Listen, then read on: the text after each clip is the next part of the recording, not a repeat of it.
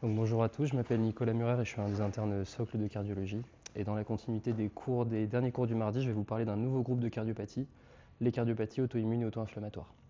Pour traiter de ce sujet qui est vaste, qui comprend pas mal de maladies qui sont rares avec des diagnostics difficiles, on va prendre 2 heures avec Thomas qui est caché au fond, qui vous en parlera la semaine prochaine pour traiter un certain nombre de maladies. Loin d'être des experts de médecine interne, on vous rappellera brièvement les maladies avant de parler des atteintes cardiaques spécifiques. Aujourd'hui, moi, je vais surtout vous parler introduction aux maladies auto-immunes auto-inflammatoires, la sarcoïdose et les syndromes hyperéosinophiliques. Pour l'introduction, d'abord, on va voir ce qu'est une maladie auto-immune et auto-inflammatoire, puis définir ce groupe de cardiopathie. Et enfin, on verra pourquoi s'y intéresser, et notamment pourquoi il existe un lien entre l'inflammation et les atteintes cardiaques. Donc les maladies auto-immunes, on l'avait tous vu dans le collège de médecine interne pendant l'externat, c'est une perte de tolérance immunologique avec un dérèglement du système immunitaire adaptatif qui est à l'origine d'une inflammation chronique et d'atteintes d'organes spécifiques selon les maladies. On les classe en 2 catégories. Si j'ai un anticorps spécifique, il va atteindre plutôt un seul organe et j'aurai des maladies auto-immunes spécifiques d'organes. Si j'ai des anticorps de tropisme moins spécifiques, je pourrais avoir des atteintes systémiques. L'épidémiologie, à l'échelle individuelle, c'est des maladies qui sont rares, mais si on prend leur prévalence globale, on atteint quand même 5 à 10% de la population. Donc c'est des maladies qui sont fréquentes. L'âge moyen, c'est 45 ans, donc il y a un vrai enjeu de santé. Et petit détail à retenir, il y a 80% de femmes. Dans les facteurs étiologiques, il y en a de nombreux qui sont identifiés. Un terrain génétique avec une prédisposition qui est plutôt polygénique, notamment concernant le HLA. Et ces prédispositions, elles vont prédisposer à plusieurs maladies auto-immunes, ce qui fait qu'on va avoir plusieurs maladies auto-immunes dans une même famille. Donc il faut surtout y penser chez des femmes et quand il y a des antécédents familiaux de maladies auto-immunes. Il y a aussi des explications au niveau hormonal, avec un effet stimulant des œstrogènes. Il y a des récepteurs aux œstrogènes sur les cellules de l'immunité. Et il y a aussi une inactivation incomplète du deuxième X qui est suspectée, c'est-à-dire que le deuxième X chez la femme pourrait ne pas être inactivé chez certaines personnes, et donc il y aurait davantage de gènes de l'immunité qui seraient activés. Des facteurs environnementaux, mais c'est un peu toujours les mêmes qu'on suspecte sans grande preuve. Au niveau infectieux, le BV et le CMV sont connus pour donner de l'inflammation chronique, notamment au niveau digestif, et donc ils pourraient entraîner un contact plus fréquent entre les antigènes et les anticorps. Pareil pour le microbiote, si on a une dysbiose, on peut avoir une augmentation des contacts, notamment au niveau digestif et buccal, entre les anticorps et les antigènes. Et enfin, dans un tiers des cas de maladies auto-immunes, il y a un facteur stressant déclenchant observé, mais on ne connaît pas trop le lien entre inflammation et les médiateurs cérébraux. La prise en charge, c'est des maladies qu'on n'arrive pas à guérir, qui ont une évolution imprévisible sous forme de poussée-rémission. Il faut penser à l'ALD, il faut penser aussi à tout ce qui est protocole de maladies rares, CD des RCP, CD des protocoles nationaux de diagnostic et soins, CD des centres de compétences maladies rares. Et le traitement, il va reposer sur un traitement de fond, donc pour les maladies auto-immunes plutôt immunosuppresseur, et un traitement symptomatique par anti-inflammatoire. Comment ça marche? Donc, dans notre corps, en permanence depuis notre naissance, il y a un phénomène de tolérance où notre corps va chercher à éviter que ces composants puissent nous attaquer. Ça passe au niveau du thymus central. En fait, on va sélectionner les thymocytes qui sont les précurseurs des lymphocytes pour éviter qu'ils puissent nous attaquer, et il faut quand même s'assurer qu'ils reconnaissent les antigènes extérieurs. Donc double sélection. En périphérie, il va y avoir le même phénomène pour être sûr qu'il n'y ait pas des clones autoréactifs qui soient passés à travers les premières mailles de sécurité, plein de phénomènes physiologiques que je ne vais pas vous détailler, l'anergie, l'épuisement, l'inhibition, l'ignorance et bien sûr les lymphocytes T régulateurs. Si jamais ces mécanismes sont défaillants, c'est là qu'on va avoir de l'auto-immunité, avec 2 populations qui seront particulièrement impliquées, les lymphocytes B qui vont produire des auto-anticorps, qui vont pouvoir activer le complément, entraîner des dépôts de complexes humains et activer des constituants cellulaires, et les lymphocytes T, en particulier les CD8 cytotoxiques, qui vont pouvoir induire directement de l'apoptose et aussi faire de l'exocytose de facteurs cytotoxiques. Les conséquences, elles vont être à plusieurs échelles, cliniques, biologiques, histologiques et ou d'imagerie, et c'est justement ces critères-là qu'on va utiliser pour diagnostiquer les maladies auto-immunes. Les maladies auto-inflammatoires, qu'est-ce que c'est alors? Quelle est la différence? Elle est surtout physiopathologique. À la place du système immunitaire adaptatif, ça va être le système inné qui va être atteint, à l'origine d'épisodes récurrents d'inflammation, sans qu'il y ait un facteur infectieux clair, ni qu'il y ait de production d'auto-anticorps. L'épidémiologie, si on s'intéresse spécifiquement aux maladies auto-inflammatoires, c'est des maladies rares et génétiques, donc elles touchent plutôt les jeunes. Donc facteur étiologique génétique, comme on le disait, et la prise en charge, elle est globalement similaire aux maladies auto-immunes, parce que les conséquences sont les mêmes, c'est de l'inflammation chronique, seulement les traitements vont changer avec plutôt des biothérapies anticytokiniques. Les granulomatoses, où est-ce qu'on les place? En fait, c'est compliqué de les classer. C'est quoi? C'est quand il y a un agent infectieux auto-immun ou inconnu qui active le système immunitaire de façon chronique et le système immunitaire va chercher à contenir cet agent inconnu. Il va y avoir de l'inflammation systémique, il va y avoir une activité initialement du système immunitaire inné et il va y avoir des réponses possibles aux thérapies anticytokines. Donc on se dit plutôt que c'est de l'auto-inflammatoire, mais stricto sensu, ça ne l'est pas vraiment. Il y a justement un consensus en 2017 de l'ESC, enfin un groupe de travail qui s'est intéressé à ce groupe de maladies et qui montre la difficulté à différencier l'auto-immun de l'auto-inflammatoire avec en fait des formes frontières dans les maladies qui vont de l'auto-immunité à l'auto-inflammatoire. Donc si on résume, maladie auto-immune, rupture de tolérance, auto-anticorps, lymphocytes T autoréactifs et plutôt système immunitaire adaptatif. Les maladies inflammatoires, c'est plutôt du système immunitaire inné, il n'y a pas d'auto-anticorps, il n'y a pas de lymphocytes T autoréactifs. Ce consensus de 2017, il les regroupe sous ce terme-là, maladie immunomédiée systémique. Il rappelle les enjeux principaux, comme on l'a un peu déjà dit, c'est des maladies qui sont souvent asymptomatiques, où il y a des signes cliniques et des red flags spécifiques. Le pronostic il est particulièrement défavorable, peu importe la maladie, et il y a un manque de littérature puisque c'est des maladies qui restent rares. Les moyens à notre disposition, on les reverra, mais toujours les symptômes, les biomarqueurs en première ligne, l'ECG qui va avoir un rôle clé dans le dépistage, et ensuite on va rapidement passer à des imageries avancées qui sont d'apparition récente, l'IRM cardiaque et la TEP, et on pourra céder des biopsies endomyocardiques. Les atteintes, il faut retenir que ça peut toucher toutes les structures du cœur, avec une présentation qui est rarement spécifique, donc les diagnostics sont difficiles, et il faut toujours penser à éliminer une origine ischémique, puisque c'est bien connu que dans ces maladies inflammatoires, il y a un surrisque cardiovasculaire. Pourquoi est-ce qu'on va s'y intéresser pendant 2 heures? Parce que d'abord, les maladies auto-immunes ont une prévalence en augmentation, donc c'est des maladies qu'on va voir de plus en plus arriver. Parce que le pronostic il est particulièrement défavorable. Dans les maladies qu'on va vous parler avec Thomas, c'est la première cause de mortalité, sauf dans la sclérodermie. Il y a un vrai retard diagnostique, donc c'est notre rôle en tant que médecin, peu importe la spécialité, de savoir les reconnaître. Et les maladies et les moyens sont mal connus, donc il faut s'y intéresser un peu plus. Quel est le lien entre le cœur et l'inflammation? On va le redétailler à chaque maladie avec Thomas, mais on l'a déjà dit, il y a un surrisque coronaire. Alors le lien entre inflammation et risque cardiovasculaire direct, il est mal connu, mais c'est bien prouvé dans les rhumatismes inflammatoires dont vous parlera Thomas. Il y a des accidents thromboemboliques. Dans les éosinophiles dont je vous parlais tout à l'heure, il y a un lien avec la thrombomoduline. Dans le SAPL, c'est lié à la toxicité des anticorps. Il y a des dépôts tissulaires inflammatoires en lien avec les dépôts de complexes immuns dans le lupus. Il y a des granulomes qui vont se former s'il y a un antigène persistant qui provoque une inflammation dérégulée, dans la sarcoïdose qu'on va voir juste tout de suite. Et il y a de la fibrose à terme du fait du remodelage de l'inflammation chronique. Sans plus attendre, parlons sarcoïdose. Qu'est-ce que c'est? Petit rappel du Collège de médecine interne, c'est une maladie qui est plutôt du côté auto-inflammatoire, qui est de cause inconnue encore à l'heure actuelle, qui donne des granulomes multisystémiques avec une prédilection pour le poumon et les ganglions intrathoraciques.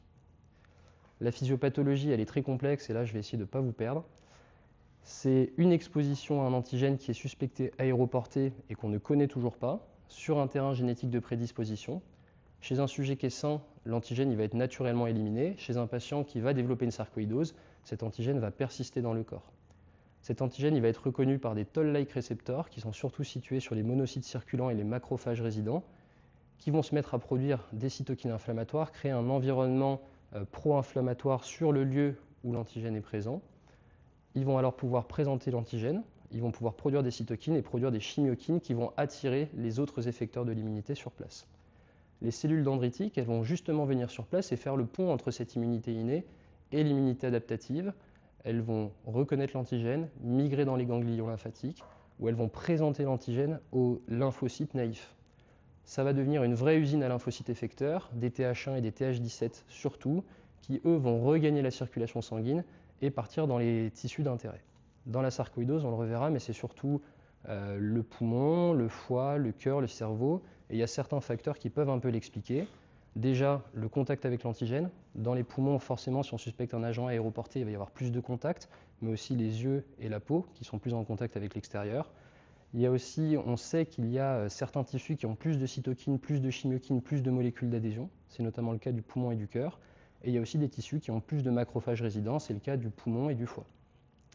Une fois que les tissus sont infiltrés, il va y avoir une vraie organisation des populations cellulaires sur place, avec surtout un rôle clé des macrophages, qui sont par ici, qui vont surtout produire du TNF-alpha, et c'est important de le retenir parce que ça a une implication thérapeutique, et ils vont attirer les lymphocytes sur place. Les lymphocytes Th1, de leur côté, ils vont produire surtout de l'interféron gamma, et cet interféron gamma, il va stimuler les macrophages en permanence pour qu'ils restent activés. Les Th17, ils vont produire de l'IL-17 qui va attirer tout le monde sur place. Et donc, il va y avoir une boucle d'auto-entretien. Les macrophages attirent les lymphocytes stimulent les macrophages et vont se mettre en place ces structures qu'on appelle des granulomes. Les macrophages au centre de phénotype M1 pro-inflammatoire vont se différencier en cellules épithélioïdes, dont certaines vont fusionner en cellules épithélioïdes gigantocellulaires. Autour, les lymphocytes vont venir au contact et on va avoir une couronne de lymphocytes T et de lymphocytes B. Si l'inflammation persiste, en fait, il y a un moment où l'immunité va switcher d'un modèle Th1 pro-inflammatoire à un modèle The pro-réparateur et les macrophages vont passer d'un phénotype M1 à M2. Ils vont se mettre à sécréter d'autres facteurs qui vont entraîner quoi? Une production de matrices extracellulaires et l'activation et la différenciation des fibroblastes en myofibroblastes qui vont se mettre à produire du tissu fibreux, collagène 1, collagène 3, protéoglycane, et à terme, le tissu inflammatoire va être remplacé par du tissu fibreux. Le collagène se met de l'extérieur à l'intérieur du granulome, piège les cellules inflammatoires, et finalement, on n'a plus que de la fibrose et plus de cellules inflammatoires, ce qui entraîne une perte d'élasticité tissulaire, de la fibrose qui va être restrictive dans les poumons, de la rigidité myocardique et de l'ischémie locale secondaire. Je vous ai encore avec moi? Bon. Au niveau épidémiologie, c'est une maladie qui flirte avec la rareté, puisqu'une maladie rare, c'est 50 pour 100 000. Selon les cohortes, c'est 5 à 60. Qui est touché? Surtout des jeunes adultes de 20 à 50 ans avec un deuxième pic chez la femme. Le sexe ratio, il est plutôt équilibré. Il y a des cohortes qui disent qu'il y a un peu plus de femmes que d'hommes. Et par contre, il y a une vraie dépendance ethnique, avec surtout des Afro-Américains, comme vous le voyez sur ce graphique. Aussi les Japonais qui sont plus touchés. En Europe, il y a un gradient nord-sud avec des Scandinaves qui sont plus touchés que les Méditerranéens, contrairement aux coronaropathies. Dernier point à bien retenir, il y a quand même 10% de formes familiales, donc avec des gènes qu'on ne connaît pas trop. Le diagnostic, il passe par une triade, tableau évocateur, clinique, radiologique, biologique. La preuve histologique qui est encore malheureusement trop souvent nécessaire, avec des granulomes épithélioïdes gigantocellulaires sans nécrose caséeuse, contrairement à la tuberculose, et l'exclusion des diagnostics différentiels qui sont nombreux, dépendant des atteintes d'organes. Et bien sûr, petit rappel de médecine interne, il y a plein de causes de granulomatose, les infections, les cancers, les maladies inflammatoires, des médicaments. Et pour ça, on le verra, il y a des red flags pour nous aider. Le tableau clinique, le premier organe atteint, c'est les poumons. Donc on peut avoir de la toux sèche, de la dyspnée, de la douleur thoracique, qui vont être plus souvent liées aux poumons qu'au cœur. Les autres organes fréquemment atteints, c'est la peau, avec des sarcoïdes cutanés et l'atteinte typique du lupus pernio, des ganglions périphériques avec tous les sites qui peuvent être atteints, mais l'atteinte épitrochléenne est particulièrement spécifique, les yeux avec des uvéites antérieures granulomateuses proches de l'atteinte que j'ai eue récemment, et le foie avec des hépatomégalie. Plus rarement, ça peut toucher les reins, le système nerveux, le système ORL et le cœur avec, on le verra, mais le docteur Picard qui aime bien dire que ça peut tout donner. Le tableau radiologique qui repose sur la radio de thorax et le scanner. La radio de thorax, on la néglige souvent, mais c'est très informatif. Dans la sarcoïdose, 90% des radios de thorax sont anormales et ça a une vraie valeur pronostique avec cette évolution en 4 stades.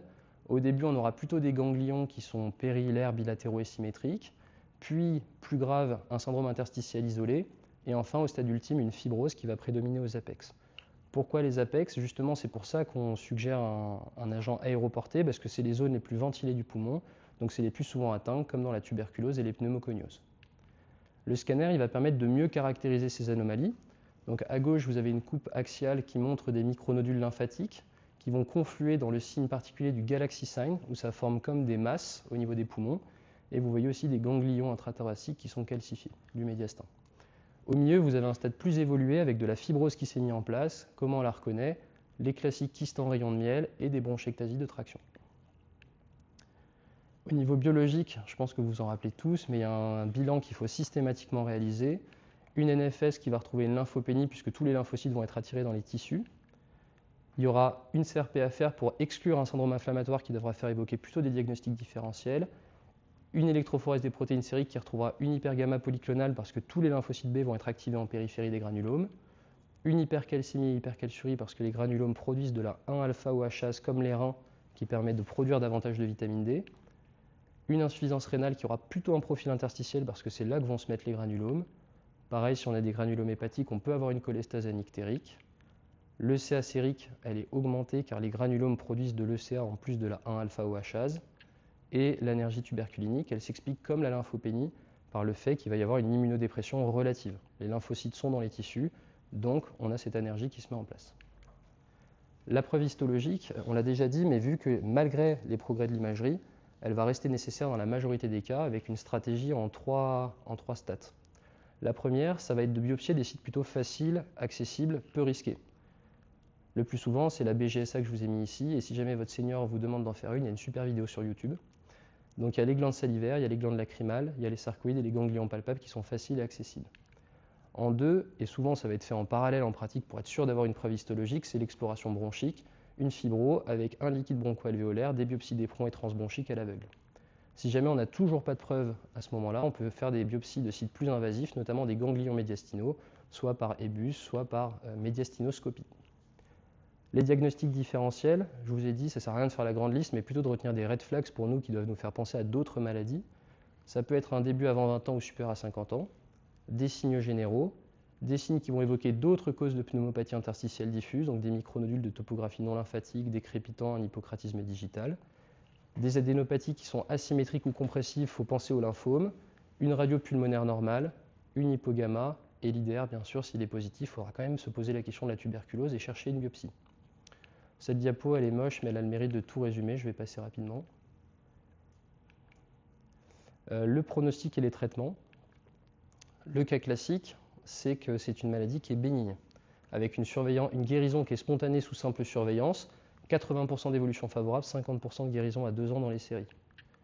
Plus rarement, ça donne des formes chroniques ou des formes graves, avec un traitement spécifique qui devra rapidement être mis en place. Dans les séries, c'est 10 à 20% de séquelles, 5% de décès. Donc, qu'est-ce que ça implique? Il faut faire un suivi rapproché, tous les 3 à 6 mois jusqu'à guérison pour détecter des localisations qui menacent le pronostic vital ou fonctionnel. La majorité rechute vite, donc au bout de 3 ans sans traitement, on considère en guérison. Il existe des facteurs de mauvais pronostic, je ne vais pas vous en faire la liste, mais juste retenez que dans les localisations graves, il y a le cœur, le cerveau, le lupus pernio. Donc maintenant, on va se concentrer sur le cœur et justement, on va se situer dans le rare et dans le mauvais pronostic. L'atteinte cardiaque, elle a des présentations cliniques variées. Le diagnostic, il est difficile, c'est de mauvais pronostics et il y a un vrai manque de recommandations fortes. L'épidémiologie, elle est proche de la sarcoïdose systémique, un âge un peu plus tardif, 50-55 ans. Le sexe ratio, il est déséquilibré, mais ça dépend des régions. Donc plutôt des femmes au Japon, nous, c'est plutôt des hommes, finalement. La morbidité et la mortalité, elles varient selon l'ethnicité. Les mélanodermes et les afro-américains meurent plus. L'atteinte cardiaque, dans les sarcoïdoses, c'est 5 à 10% d'atteinte clinique, presque un tiers d'atteinte infraclinique si on prend les formes qu'on détecte à l'imagerie et en post-mortem. Donc c'est plus fréquent que ce qu'on pense. Et un autre chiffre clé, 2 tiers des sarcoïdoses cardiaques sont inaugurales, c'est-à-dire sans autre atteinte. Mais elles restent rarement isolées, donc il faut savoir les adresser aux internistes pour faire le bilan de toutes les atteintes d'organes. Le pronostic, c'est la première cause de décès dans les cohortes de sarcoïdose. 25% des décès aux États-Unis, plus de 50% au Japon, et principalement, comme on le reverra, par mort subite ou par insuffisance cardiaque. Là, je vous ai pris une cohorte finlandaise pour illustrer, qui a suivi des sarcoïdoses cardiaques en les traitant de façon efficace par transplantation et gestion du risque rythmique. Vous pouvez voir tout en haut la mortalité cardiaque totale, en 2 sans transplantation, en 3 sans transplantation ni arrêt cardiaque récupéré. Ce qu'on constate, c'est déjà que la survie elle est bonne si on la traite efficacement. Par contre, si on ne fait pas de transplantation et qu'on ne gère pas le risque rythmique, il y a quand même 25% de mortalité à 5 ans, 40% de mortalité à 10 ans. Dans cette même étude, ils ont fait une sous-catégorie insuffisance cardiaque, pas d'insuffisance cardiaque, et la réponse elle est claire. Si on a une insuffisance cardiaque, le pronostic il est significativement grévé. La physiopathe, c'est un peu la même que celle qu'on a vue. Il peut y avoir des granulomes comme dans tous les organes. Ces granulomes ils peuvent toucher tous les tissus cardiaques, que ce soit le myocarde, le péricarde, les voies de conduction, le tissu coronaire, mais il va quand même y avoir une grosse prédominance pour le myocarde, et l'atteinte elle va être multifocale. Il va d'abord y avoir de l'inflammation, puis comme on l'a vu, ça va évoluer vers la fibrose, et donc les atteintes elles vont dépendre de la localisation, de l'activité des granulomes et de l'étendue. Si j'ai une atteinte plutôt du septum et des voies de conduction, je vais avoir des troubles conductifs. Il faut retenir que tout BAV au moins du deuxième degré avant 60 ans, il faut faire une imagerie thoracique parce qu'un tiers des cas sont des atteintes de la sarcoïdose. Si j'ai des cicatrices fibreuses, en particulier sur le ventricule droit et chez des sujets jeunes, ça va donner des grosses arythmies ventriculaires parce que la fibrose est hétérogène et qu'il y a de l'inflammation.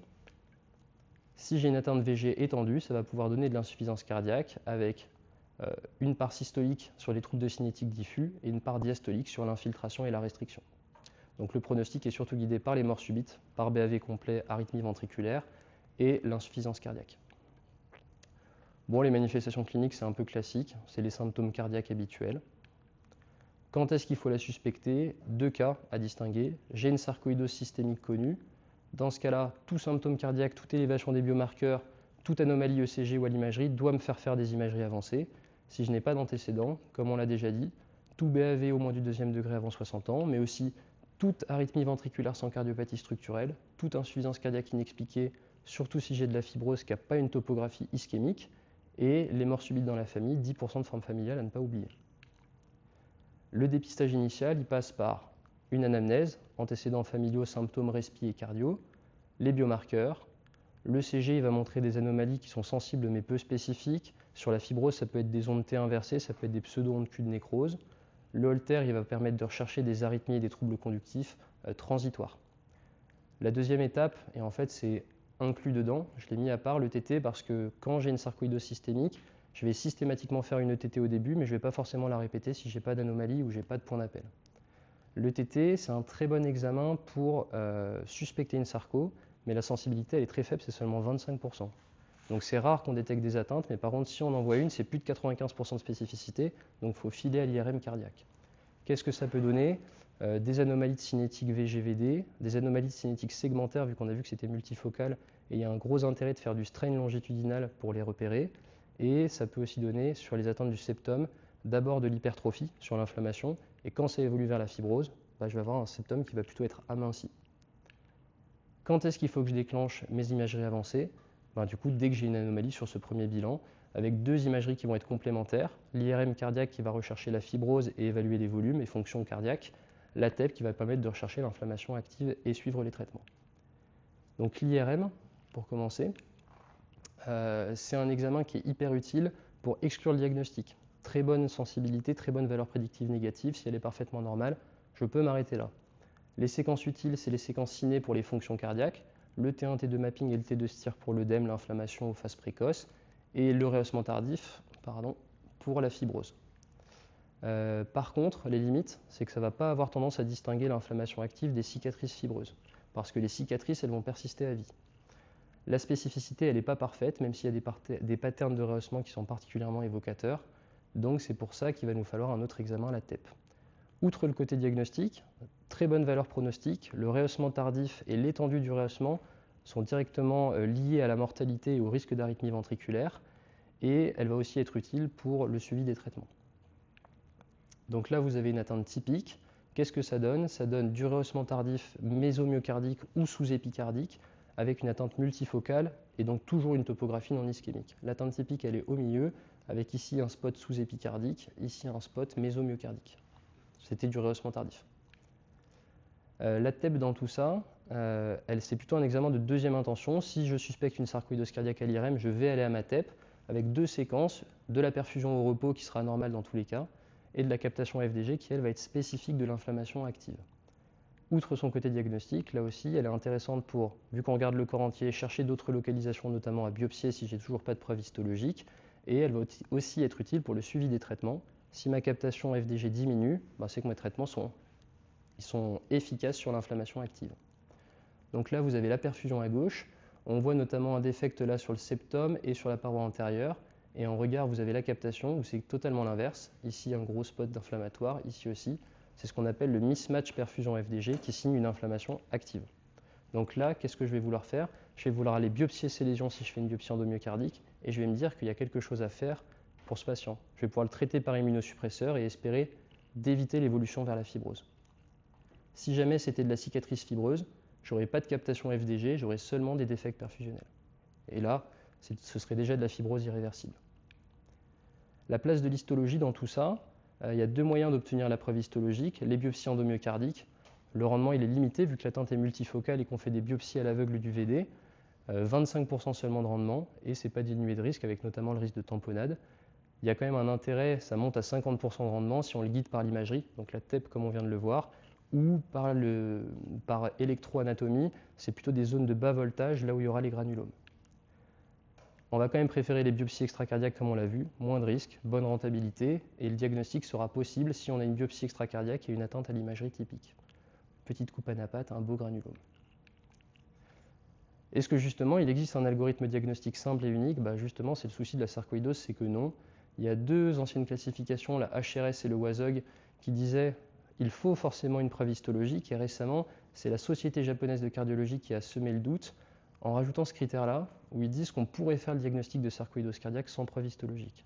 En pratique, cet algorithme il a été testé dans les cohortes, 100% de sensibilité, on détecte toutes les sarcoïdoses cardiaques, mais par contre spécificité de 50% avec l'IRM, 59% avec la TEP. Donc quasiment la moitié des diagnostics qu'on fait, ce n'est pas des sarcoïdoses cardiaques. Donc on passe à côté de la vraie atteinte et en plus de ça, on fait du traitement qui est potentiellement délétère. Les diagnostics, juste l'ESC, je me suis beaucoup appuyé sur le consensus de l'ESC 2024. Il se positionne avec beaucoup de prudence en disant si le tableau est vraiment typique, que j'arrive pas à avoir de preuve histologique et que l'imagerie est typique, je peux discuter de retenir le diagnostic en RCP. Les diagnostics différentiels, ils sont nombreux, myocardite, cardiopathie héréditaire, cardiopathie inflammatoire, les infarctus, mais en réalité, si on fait tout le bilan, avec les patterns de rehaussement à l'IRM, avec les patterns de captation FDG et idéalement avec l'histologie, on arrive à s'en sortir. Mais là encore, je vous présente les atteintes typiques, en réalité, ça peut donner des atteintes beaucoup plus variées et beaucoup moins typiques. Quelle prise en charge? On va reprendre un petit fil, enfin un petit trajet. Là, on vient de voir comment faire le diagnostic. Une fois qu'on l'a fait, et c'est ce à quoi on va s'intéresser maintenant, il faut évaluer la sévérité de notre atteinte. Ça passe par le statut rythmique, par les fonctions et volumes cardiaques, par la captation à la TEP et par l'étendue du rehaussement à l'IRM. Et le traitement, il va dépendre de cette évaluation de la sévérité. Quelle prise en charge du risque rythmique, quel traitement immunosuppresseur, quelle prise en charge de l'insuffisance cardiaque. Et enfin, un suivi rapproché qu'on va revoir. La sévérité, donc les facteurs, le premier facteur pronostic, c'est le rehaussement à l'IRM. Sur cette étude, c'est une méta-analyse, 29 études sur l'IRM cardiaque, près de 3000 patients, un critère de jugement principal qui est les MACE. On voit que ça ressort positif avec un OR qui a 8 fois plus de mortalité si j'ai du rehaussement à l'IRM. Si j'ai du rehaussement sur le VD, c'est encore plus, c'est 13. Pourquoi? Parce que le VD est plus fin et plus sujet aux troubles du rythme sur la fibrose multifocale. Cette étude rétrospective, elle est particulièrement intéressante parce que c'était des FE préservés, 205 sarcoïdoses extracardiaques, un critère de jugement principal dur, mort ou tachycardie ventriculaire. Le rehaussement tardif est significativement en lien avec la mortalité. En plus de ça, ils étudient quels sont les facteurs aggravants du pronostic. Il y en a deux qui ressortent. L'étendue du rehaussement, chaque pourcentage de rehaussement en plus, c'est plus 8% de risque de survenue de mort ou de tachycardie ventriculaire. Et la fonction VD, si j'ai une dysfonction VD, je meurs davantage.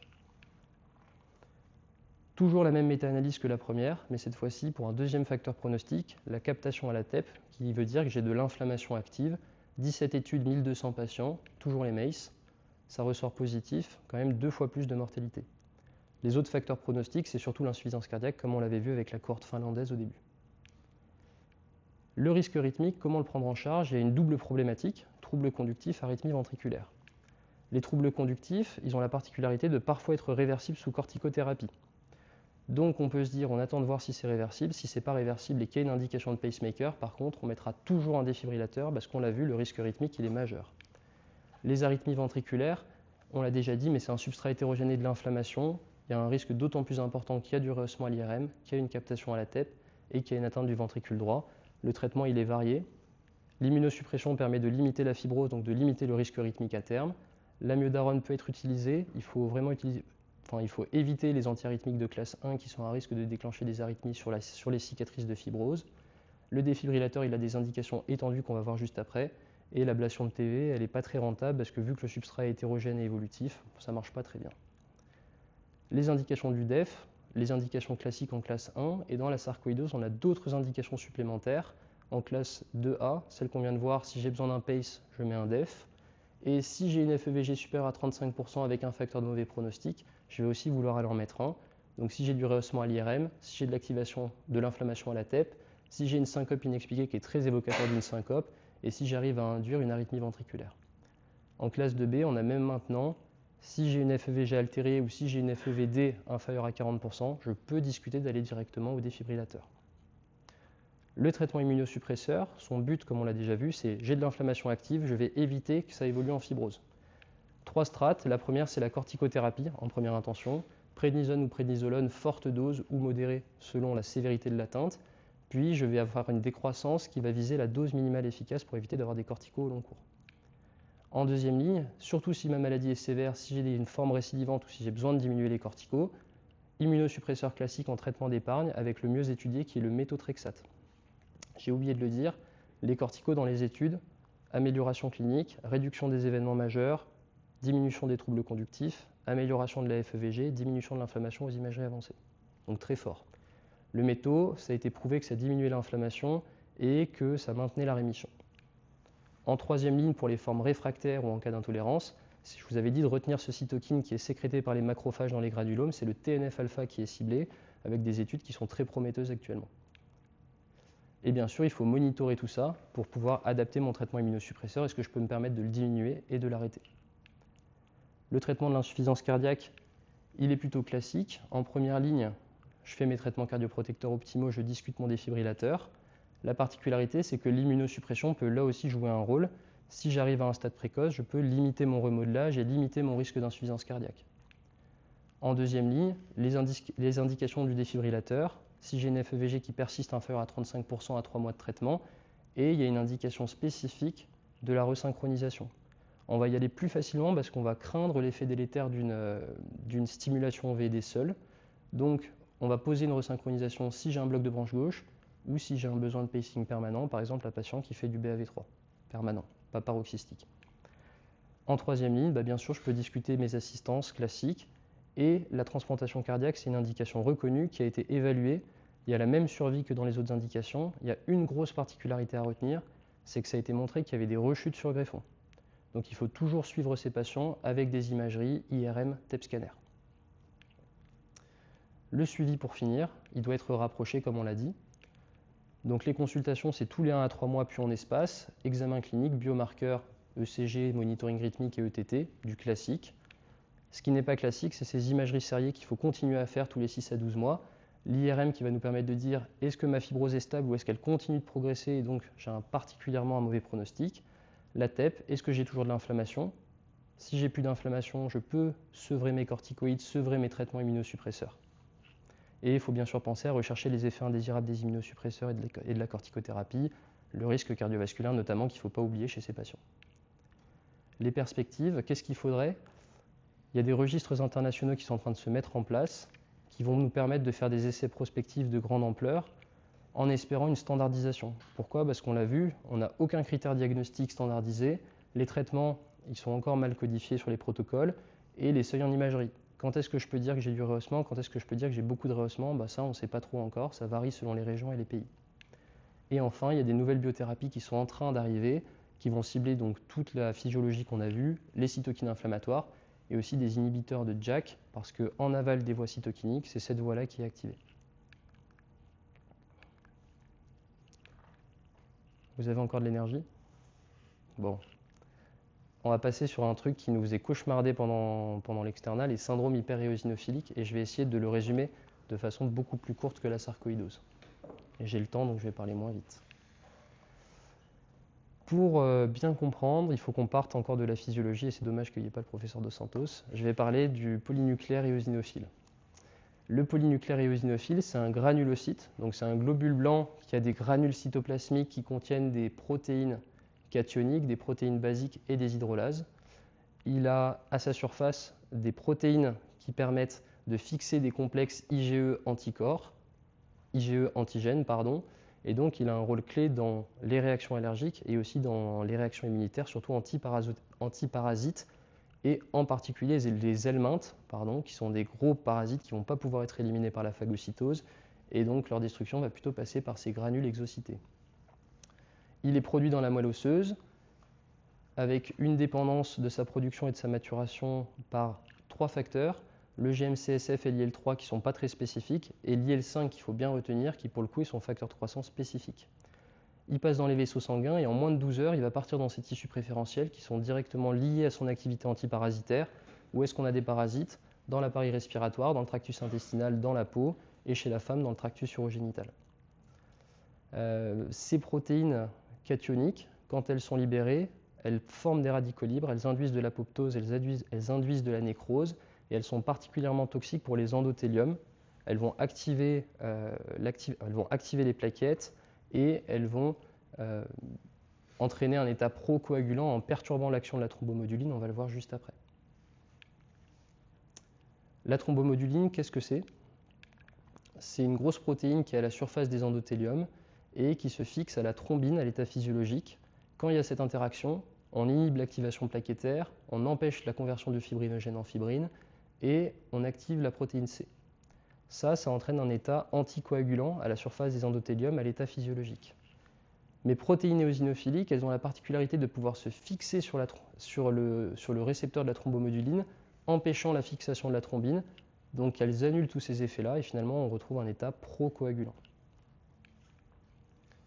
Quelques définitions pour savoir de quoi on va parler. Il faut bien distinguer deux cas de figure. Tout d'abord, éosinophilie sanguine, hyperéosinophilie sanguine, plus de 0,5 Giga par litre, plus de 1,5 Giga par litre.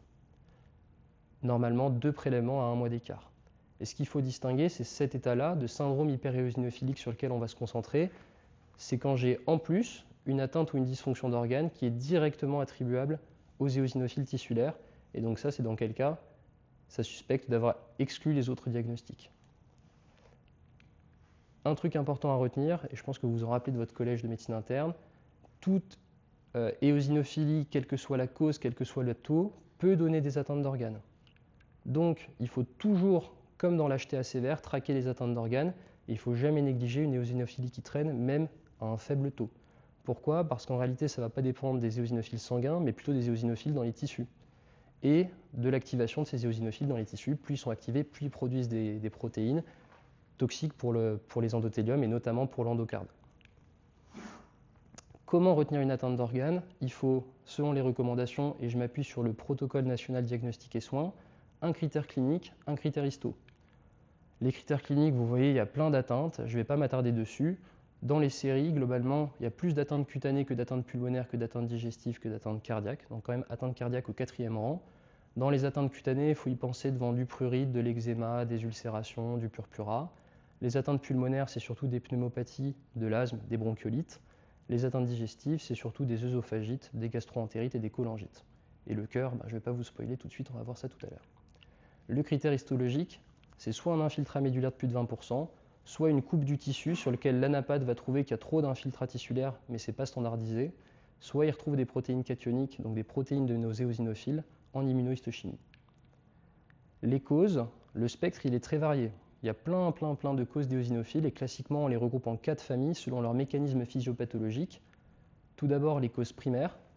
Les causes primaires c'est des néoplasies hématologiques avec production excessive d'éosinophiles et donc une atteinte qui est clonale. Tous mes éosinophiles ont la même anomalie cytogénétique, la même anomalie moléculaire. La plus fréquente et la seule qu'il faut retenir, c'est la leucémie chronique à éosinophiles. C'est une délétion qui entraîne une fusion de 2 gènes, comme dans tous les syndromes myéloprolifératifs, avec une activation continue de la production d'éosinophiles. Les formes secondaires, c'est les plus fréquentes, elles sont réactionnelles à un excès de facteurs de croissance. J'ai trop d'IL5, je vais produire plein d'éosinophiles qui vont avoir des têtes différentes, donc l'atteinte elle est polyclonale dans ce cas-là. Il y a notamment l'atopie, les causes médicamenteuses et parasitaires qu'on reverra qui sont très importantes à rechercher au début, les cancers et l'inflammation avec notamment la vascularite à éosinophiles. Des causes familiales qui sont rares, contrairement à la sarcoïdose, mais il y a quelques mutations qui sont connues. Et enfin, il y a une catégorie poubelle, comme souvent, les hyperéosinophilies de signification indéterminée. J'ai pas de cause, j'ai pas de retentissement d'organes. Pour le moment, je surveille et je la classe là-dedans. L'épidémiologie, elle n'est pas très compliquée, on n'a pas beaucoup de données. C'est très rare. Aux États-Unis, 0,36 cas par million d'habitants par an, on peut se dire pourquoi tu m'en parles aujourd'hui. En France, si on applique ça, ça fait 2000 à 4000 cas quand même. Donc dans un centre référence comme nous, je ne sais pas si on en a beaucoup, mais je pense qu'on peut en voir. Ça va dépendre des étiologies. Vu qu'il y a plein d'étiologies, c'est dur de vous donner des données épidémiologiques. Les principales causes, on l'a dit, surtout réactionnelles, en premier lieu les médicaments et les parasites, mais il ne faut quand même pas oublier ça, 5 à 10% de causes primaires et 5 à 10% de lymphocytes chroniques à éosinophiles. Donc il faut savoir les reconnaître, savoir les rechercher et savoir les adresser à l'hématologue. Et enfin, le pronostic, globalement, il est proche de la population générale. Vous allez me dire encore des corticos, mais les corticos sont très efficaces sur les complications. Et maintenant, on arrive à détecter assez précocement les éosinophilies et les traiter avant les stades ultimes. Il y a quand même deux choses qui sont de pronostic un peu moins bons. Les formes clonales, en dehors de la leucémie chronique à éosinophile. Pourquoi je vous bassine avec elles? Parce qu'il y a l'imatinib qui est apparu il n'y a pas longtemps, et maintenant c'est 90% de survie à 10 ans. Donc on peut réellement changer la trajectoire de ces patients. Et dans les formes réactionnelles, c'est surtout les complications graves. Pour la sarco, on avait dit le cœur, le cerveau, le lupus pernio. Ici, on retrouve encore le cœur et le cerveau, et en plus les grosses atteintes respiratoires.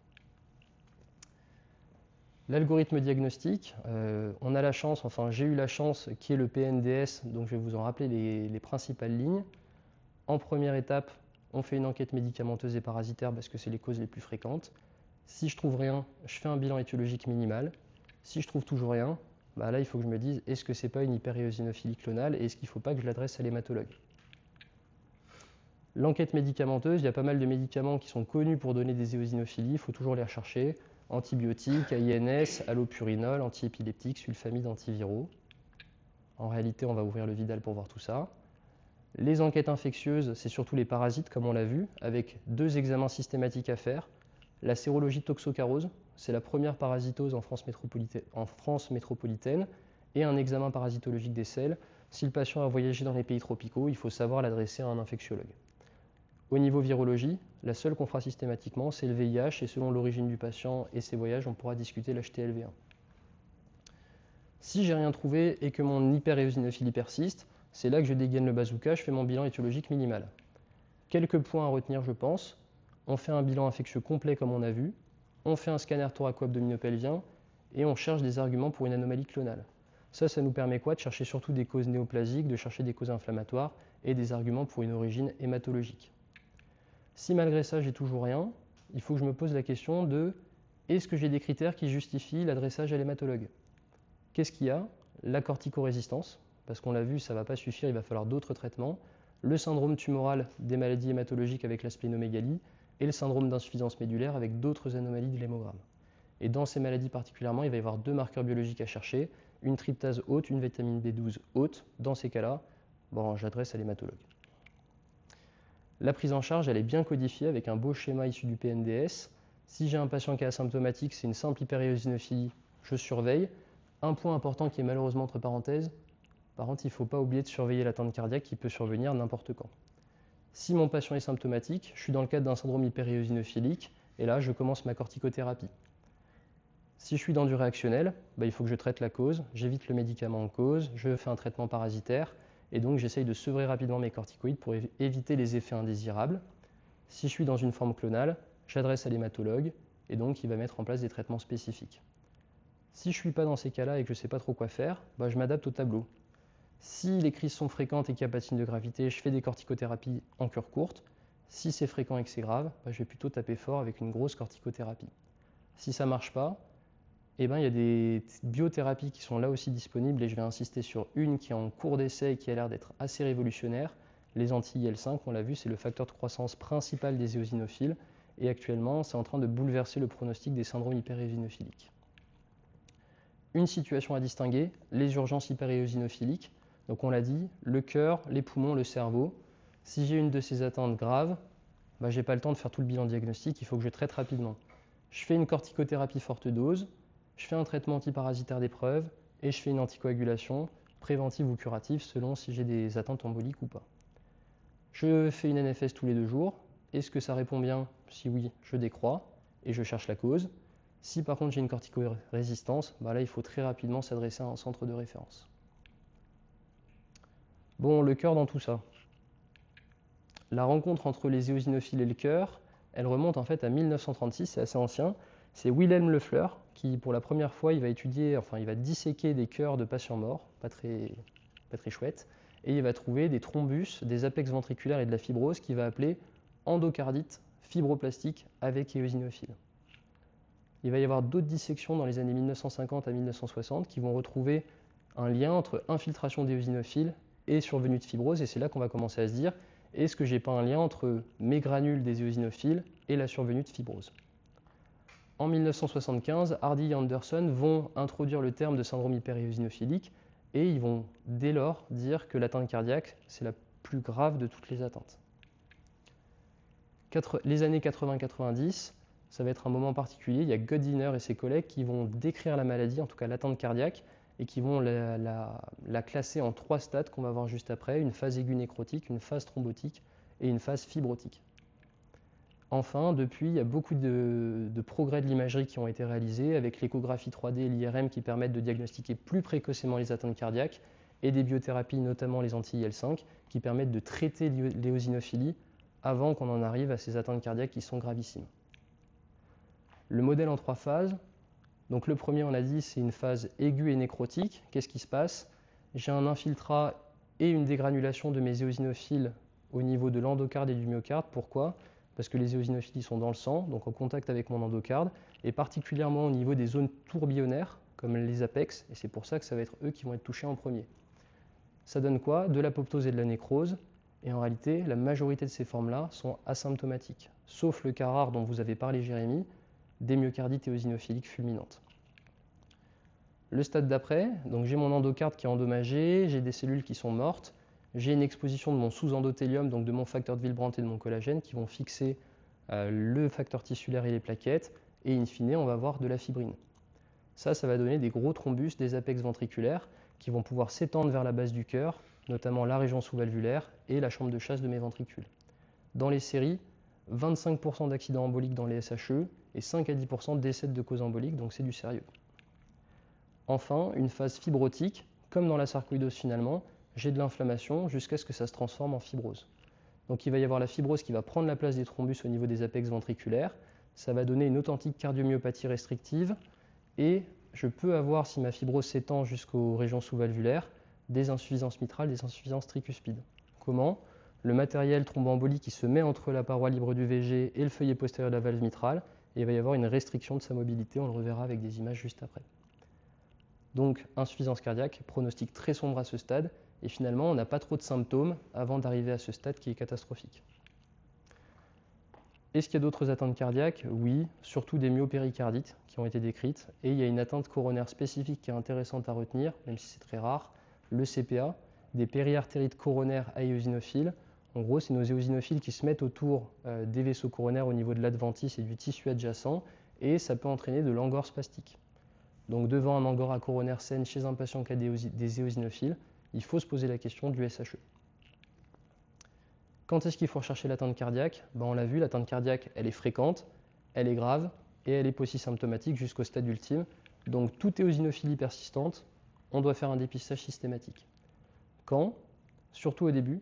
La période à risque, c'est la période initiale, donc il faut faire un suivi rapproché, puis l'espacer progressivement. Comment?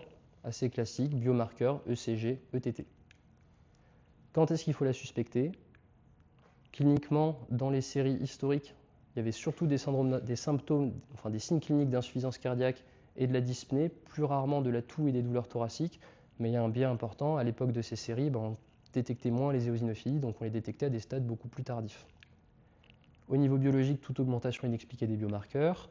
À l'ECG, on peut avoir des signes de myocardite infraclinique initialement, et tardivement, on peut avoir des ondes T inversées sur la fibrose, des hypertrophies sur la cardiomyopathie restrictive, et des troubles conductifs ou TV, mais on le reverra, les troubles du rythme ils sont plutôt rares dans cette maladie.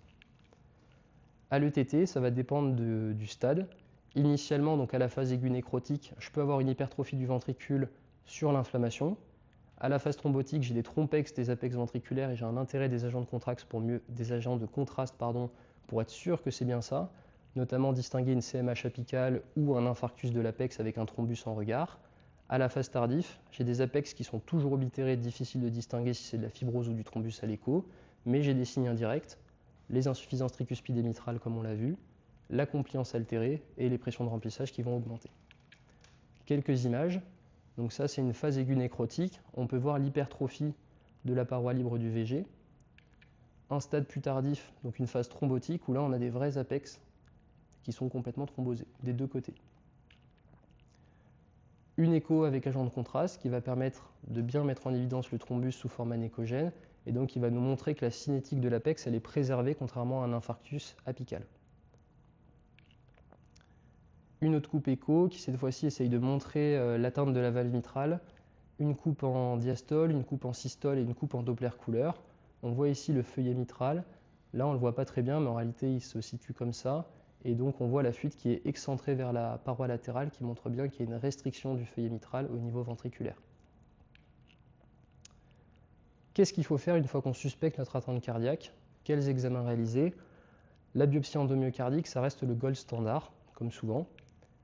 Qu'est-ce qu'on peut trouver? Au stade précoce, elle est particulièrement intéressante pour la distinguer d'autres myocardites, notamment si j'ai une myocardite fulminante. On retrouve des infiltrats d'éosinophiles, c'est toutes ces petites cellules roses, et on peut retrouver des granulomes éosinophiliques. À un stade tardif, mon endocarde est complètement fibrosé, et comme vous le voyez sur cette coupe, cellule normale, fibrose. Est-ce qu'il faut la réaliser en pratique courante? Au stade aigu, c'est utile. Au stade tardif, je suis quasiment sûr que c'est ça avec mes différents signes qu'on a déjà vus. L'IRM cardiaque, elle est mieux que l'écho tout le temps. Elle est plus sensible et plus spécifique à tous les stades. Au stade précoce, elle va pouvoir montrer, comme ici, une hypertrophie ventriculaire et de l'hypersignal T2 qui révèle de l'œdème. À un stade plus tardif, l'IRM et surtout les séquences de rehaussement peuvent montrer classiquement cet aspect en 3 couches. Une couche au milieu qui est de la fibrose qui se rehausse, une couche interne qui est du thrombus qui ne se rehausse pas, et à l'extérieur le péricarde. Bon, il y avait des gros épanchements, mais c'était un patient avec un lymphome qui développait une éosinophilie là-dessus. Quelle prise en charge faut-il réaliser? Deux aspects. Il faut prendre en charge l'éosinophilie, il faut prendre en charge l'atteinte cardiaque spécifique. À la première phase aiguë nécrotique, si c'est asymptomatique, c'est une hyperéosinophilie, je surveille simplement. Si c'est symptomatique, ça devient une urgence hyperéosinophilique et je tape fort. Pour rappel, cortico forte dose, traitement antiparasitaire et anticoagulation préventive ou curative selon l'atteinte. Le traitement, c'est celui de la myocardite éosinophile si jamais c'est symptomatique. À la phase thrombotique, c'est toujours une urgence hyperéosinophilique, donc je fais ma triade. Et au niveau du cœur, il y a une indication et une anticoagulation curative et le seul traitement qui a été étudié, c'est les AVK avec plutôt une cible haute, cible autour de 3. Les AOD, pas encore de recommandation à ce sujet. Et on traite spécifiquement les embolies. Au stade fibrotique, j'ai déjà de la fibrose, donc mes corticoïdes ne vont plus trop être utiles, mais il faut quand même que je pense à normaliser le taux d'éosinophiles pour que mes traitements, surtout chirurgicaux, on va le voir, soient efficaces. Toujours les traitements cardioprotecteurs quand même, mais le seul traitement qui va modifier la trajectoire, c'est la décortication endocardique, qui, on va le voir, a des bons résultats, 70% d'amélioration fonctionnelle et une survie prolongée. Si j'ai des fuites mitrales significatives malgré mes traitements cardioprotecteurs, je peux discuter un traitement. Dans ce cas-là, il faut remplacer plutôt que réparer et il vaut mieux mettre des bioprothèses que des valves mécaniques parce que dans les études, on a montré qu'avec des valves méca sous AVK, ça a rethrombosé du fait de l'état procoagulant des éosinophiles.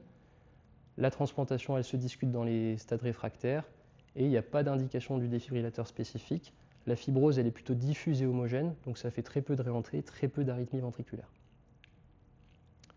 Pour finir, petit point de décortication endocardique et je m'arrêterai là-dessus. Je n'ai pas trouvé d'études qui datent d'après les années 2000. Ça, c'est une étude de 1999 publiée dans Circulation et la revue des chirurgiens cardiothoraciques européens. C'est 83 patients avec de la fibrose endomyocardique entre 1977 et 1997. On leur fait tous décortication et remplacement valvulaire. On observe 20% de décès. Donc une grosse mortalité périopératoire, 4 cas de récidive de fibrose, 6 cas de fibrose de l'autre ventricule. À côté de ça, à 17 ans, 55% de survie et niveau fonctionnel, tout le monde s'améliore ou stagne et 50% à 17 ans restent en classe NYHA1 à 2. Donc la décortication, certes, c'est une intervention qui est lourde avec une forte mortalité périopératoire, mais il y a une vraie augmentation de la survie et une amélioration fonctionnelle. Donc ça reste parfois le seul espoir pour ces patients. Merci pour votre attention.